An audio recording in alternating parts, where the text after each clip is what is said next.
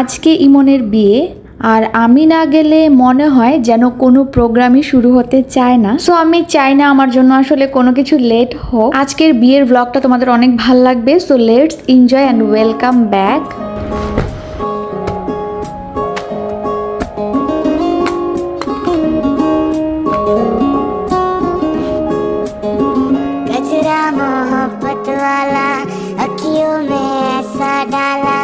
गजरा मोहब्बत वाला अखियों में ऐसा डाला गजरे ने ले ली मेरी जान हाय रे मैं तेरे कुर्बान। আসসালামু আলাইকুম।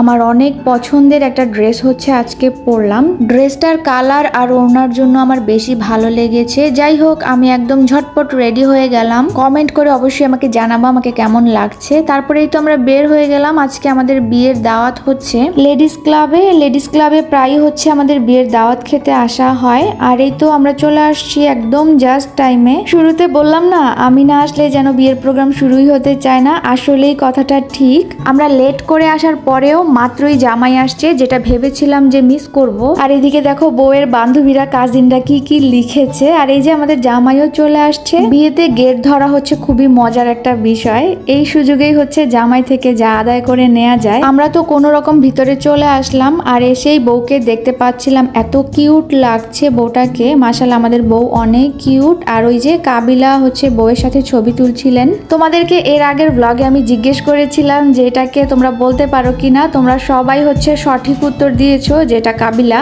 লেডিস ক্লাবটা খুব বেশি বড় না, তারপরও আমার কাছে ভালোই লাগে। এই লেডিস ক্লাবে আমাদের প্রায়ই হচ্ছে বিয়ে খেতে আসা হয়। বউ বেচারি এইদিকে টেনশনে শেষ। ওর জামাইকে এখনো ভিতরে আসতে দেয়া হচ্ছে না, তো সে দাঁড়িয়ে দাঁড়িয়ে হয়তো দেখছিল।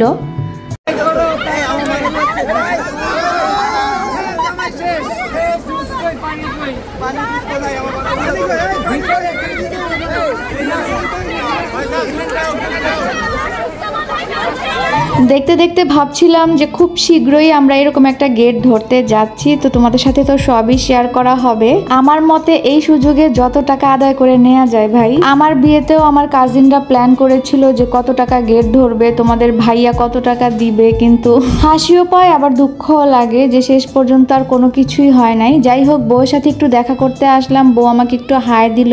বিয়ের দিন জামাই আর বউ হচ্ছে খুবই ব্যস্ত থাকে। তাদের মেন কাজই হচ্ছে ছবি তোলা, সবাইকে ডেকে ডেকে বসে ছবি তোলা। আমার কাছে এরকম লং টাইম বসে থেকে স্ট্যাচু হয়ে ছবি তোলাটা খুব প্যাথেটিক লাগে। যাই হোক, আমি দূর থেকে বসে বসে কাবিলাকে দেখছিলাম। কাবিলা তার কাবিলার লুক নিয়ে হচ্ছেন আজকে আসছে, তো ওনাকে দেখতেও ভালো লাগছিল। এরকম একটা সেলিব্রিটিকে দেখছি। যাই হোক, আজকে আর ছবি তোলা হয়নি ওনার সাথে। আর বলতে বলতে আমাদের জামাইও স্টেজে এসে ছবি তোলা শুরু করে দিয়েছে। তো আমরা আমাদের খাওয়া দাওয়াটা শুরু করি। খাওয়া দাওয়াতে অনেক কিছু ছিল। প্রথমে ছিল নান, গরুর কালিয়া, ভেজিটেবল, চিকেন রোস্ট, আচার। এগুলো খেয়েই তো আমি পেট ভরে ফেলেছি। তারপর আবার হচ্ছে খাসির কাচ্চি দিল। কাচ্চি আমি একদমই পছন্দ করি না, আর আমার পেটেও জায়গা নেই। তো ফাতিহার বাবা খেলো। তো খাওয়া দাওয়া শেষ করে আমরা হাতটা এখানেই ধুয়ে নিলাম। তারপর এই তো পরিচিত যারা ছিলেন ওনাদের সাথে একটু গল্প করছিলাম। ওনারাও খাওয়া দাওয়া করছিলেন। আন্টি, আঙ্কেল আরো অনেকেই ছিলেন পরিচিত।